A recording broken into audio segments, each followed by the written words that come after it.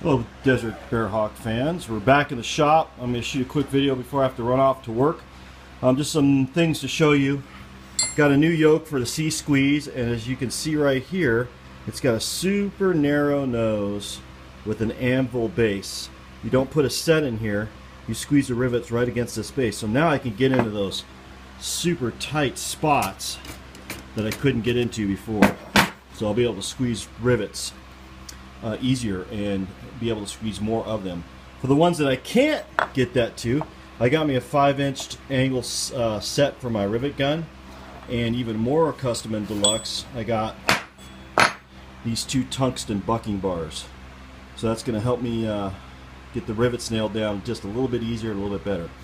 What I want to show you today was how I have the flap now flipped upside down.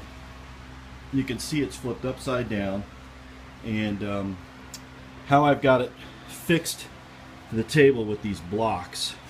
They're a set height, and I ran a string so they're all perfectly in a line. And then you can see that I've got the flap attached. What I did is I just pinched the sheet metal underneath the head of a screw, screwed right down to this block, and of course there's this little block right here that holds everything nice and tight.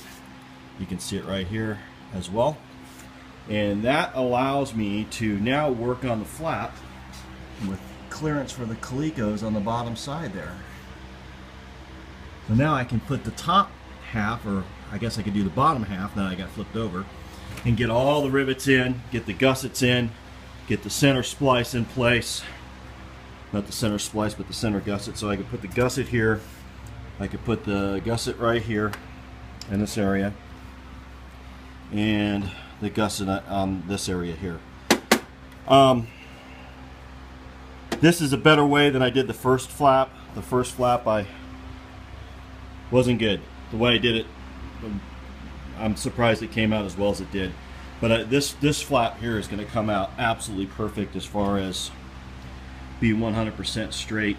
On this flap here, the one down here you see down on the ground, this one rib right here, this rib right here is about a 1/16, 3/32 out. Don't know how it happened, but it's a little out. But I don't think it's going to make any difference once I put the trailing edge on. I'm pretty sure we'll be okay. Anyways, just like building a model airplane wing, using fixtures and blocks to block it up and make sure everything's straight.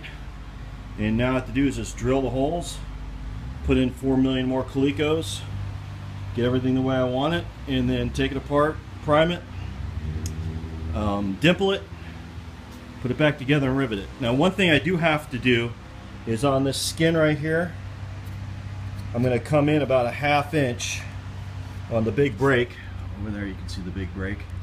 On the big break, and I'm going to bevel this skin down a little bit. I haven't done that yet, so what'll happen is that once we get to the spots by the ribs, it'll bevel down and it'll be flat right here, bevel down, so on and so forth. I saved that to last because it just makes fabbing the rest of this up a lot easier. Alright, so that's the update for today.